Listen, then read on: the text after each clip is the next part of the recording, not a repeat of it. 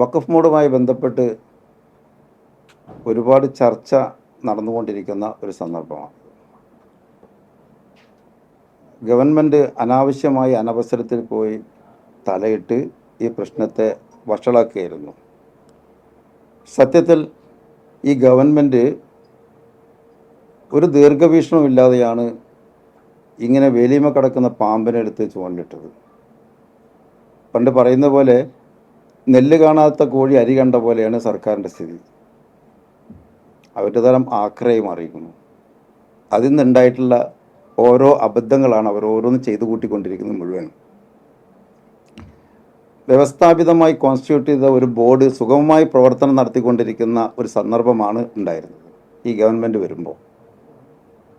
ഇതിനു മുമ്പ് പിണറായി ഗവൺമെൻറ് വന്നപ്പോഴും അങ്ങനെ UDF അങ്ങനെ കോൺസ്റ്റിറ്റ്യൂട്ട് ചെയ്ത ഒരു ഗവൺമെൻറ് ഒരു ബോർഡ് ഉണ്ടായിരുന്നു.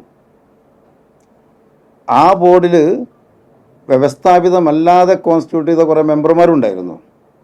എന്നാലും അന്നത്തെ ഇടതുപക്ഷ ഗവൺമെൻറ് അതിനെ ഡിസ്റ്റർബ് ചെയ്യാൻ പോയില്ല, അതിൻ്റെ പ്രവർത്തന സ്വാതന്ത്ര്യത്തിൽ ഇടപെട്ടില്ല.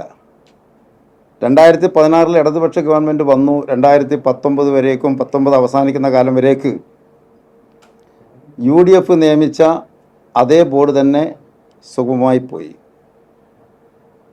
നിങ്ങൾക്കറിയാം, അതിനു മുമ്പ് ബോർഡിൽ ഇന്നത്തെ നെതുവത്ത് മുജാഹിദിൻ്റെ സെക്രട്ടറി ഉണ്ടായിരുന്നു, പ്രസിഡന്റ്.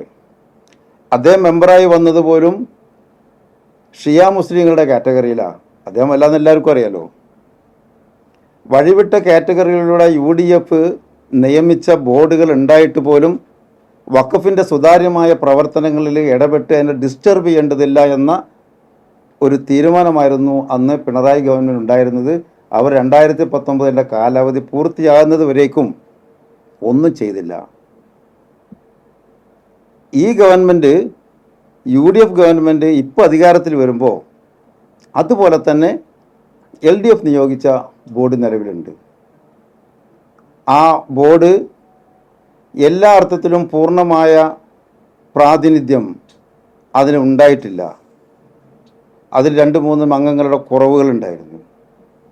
കുറവുകളുണ്ടായാലും ബോർഡിൻ്റെ പ്രവർത്തനത്തെ ബാധിക്കുകയില്ല എന്നത് വഖഫ് ആക്ട് വ്യക്തമായി പറയുന്നുണ്ട്. 11 മെമ്പർമാരെ അറ്റ് എ ടൈം ഒന്നിച്ച് നോമിനേറ്റ് ചെയ്യണമെന്ന് വ്യവസ്ഥയില്ല എന്നും ആക്ട് തന്നെ വ്യക്തമായി പറയുന്നുണ്ട്. സൂചനയല്ല, വ്യക്തമായി തന്നെ പറയുന്നുണ്ട്.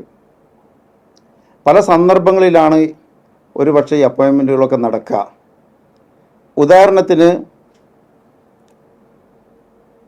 ഹൈക്കോടതിയുടെ ബാർ കൗൺസിൽ മെമ്പർ, അത് ഹൈക്കോടതിയുടെ ബാർ കൗൺസിൽ ഇലക്ഷൻ കഴിഞ്ഞതിന് ശേഷമാണ് ഈ പേര് തരിക.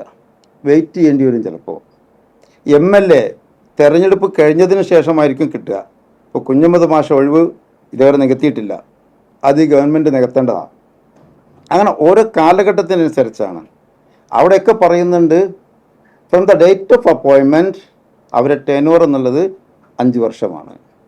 അതെല്ലാം അങ്ങനെ തന്നെ പറയുന്നുണ്ട്. അതുപോലെ സുഖകരമായി പ്രവർത്തനം മുമ്പോട്ട് പോയിക്കൊണ്ടിരിക്കുകയായിരുന്നു.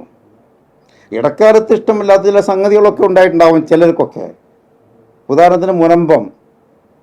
ഞാൻ ഇത് സംബന്ധിച്ച് മന്ത്രിയോട് സംസാരിച്ചിട്ടുണ്ട്. ഗവൺമെൻറ് വിളിച്ചുകൂട്ടിയ ഹയർ ലെവൽ കമ്മിറ്റിയിൽ, ഇന്നത്തെ ചീഫ് സെക്രട്ടറി അടക്കമുള്ളവരുടെ ആ കമ്മിറ്റിയിൽ ഞാൻ സംസാരിച്ചിട്ടുണ്ട് മുനമ്പത്തിൻ്റെ വിഷയം.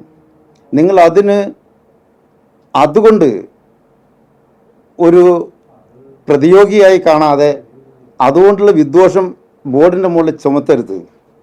അതിൻ്റെ സ്റ്റാറ്റ്യൂട്ടറി ആയിട്ടുള്ള ചുമതലകൾ നിർവഹിക്കുക മാത്രമാണ് ചെയ്തത്. അന്ന് ആ ഡേറ്റ് കഴിയുന്നതിന് മുമ്പ് തന്നെ ഈ പണി ചെയ്യണമായിരുന്നു. നിലവിലുള്ള സുപ്രീം കോടതി ഉത്തരവ് അടക്കമുള്ള മറ്റു കോടതി ഉത്തരവുകളൊക്കെ അങ്ങനെ തന്നെ ആ സാധൂകരിക്കുന്നുമുണ്ട്. ഈ പണിയാണ് ചെയ്തിട്ടുള്ളത്. അതുകൊണ്ട് മുനമ്പം വിഷയത്തിൽ നിന്ന് പുറകോട്ട് പോകാൻ കഴിയില്ല. മറിച്ച് വ്യക്തമായ പരിഹാര മാർഗങ്ങൾ ഞങ്ങളുടെ മുന്നിലുണ്ട്. പക്ഷെ സർക്കാർ ആത്മാർത്ഥത കാണിക്കുന്നില്ല അത് അവസാനിപ്പിക്കുന്നതിൽ സർക്കാരിന് ആത്മാർത്ഥത ഇല്ല. ഞങ്ങൾക്ക് വ്യക്തമായ നിർദ്ദേശങ്ങളുണ്ട്. അതിലവിടെ താമസിക്കുന്നവരല്ല കുറ്റക്കാർ. പലതവണ ഞങ്ങളവിടെ പറഞ്ഞതാണ്. എൻ്റെ മെയിൻ കൾപ്രിറ്റ് എന്ന് പറഞ്ഞത് ഫാറൂഖ് കോളേജാണ്. ഫാറൂഖ് കോളേജിനെ സംരക്ഷിക്കാൻ വേണ്ടി സർക്കാരിന് അമിതമായ താല്പര്യമുണ്ട്. ആ താല്പര്യങ്ങളാണ് ഇവിടെ കാണുന്നതൊക്കെ. ഞാൻ നേരത്തെ പറഞ്ഞ പോലെ ഗവൺമെൻറ് അധികാരത്തിൽ വന്നതും മാസങ്ങളോളം സുഖകരമായി പ്രവർത്തനം നടന്നുകൊണ്ടിരിക്കുകയാണ്. കഴിഞ്ഞ കാലങ്ങളിലൊന്നുമില്ലാത്ത രീതിയിൽ നിരവധി കേസുകളാണ് ഞങ്ങൾ അദാലത്തിൽ അവസാനിപ്പിച്ചത്. 100-ലധികം കേസുകൾ വിധിന്യായത്തിലൂടെയും അദാലത്തിലൂടെയും അവസാനിപ്പിച്ചു. ഇത്ര കേസുകൾ ഇത്ര ചുരുങ്ങിയ കാലങ്ങളിൽ വഖഫ് ബോർഡ് ചരിത്രത്തിൽ അവസാനിപ്പിച്ചിട്ടില്ല. അതിൽ 65ഓളം കേസുകൾ അദാലത്തിലാണ്. മീൻസ് അവർ അപ്പീൽ പോകാനുള്ള സാധ്യതയും കൂടി ഇല്ല എന്നർത്ഥം. അപ്പീൽ പോകാൻ സാധ്യതയില്ലാത്ത രീതിയിലാണ് പ്രശ്നങ്ങൾ പരിഹരിച്ചിട്ടുള്ളത്. അങ്ങനെ മുമ്പോട്ട് കൊണ്ടുപോകുകയായിരുന്നു ഞങ്ങൾ. അതിനകത്ത് രാഷ്ട്രീയം കണക്കാക്കിയിട്ടില്ല. ഒരു രാഷ്ട്രീയവും ഇല്ലാതെയാണ് ഞങ്ങളുടെ പ്രവർത്തനം മുമ്പോട്ട് പോകുന്നത്. കാരണം വഖഫിൻ്റെ കാര്യത്തിൽ രാഷ്ട്രീയമില്ല.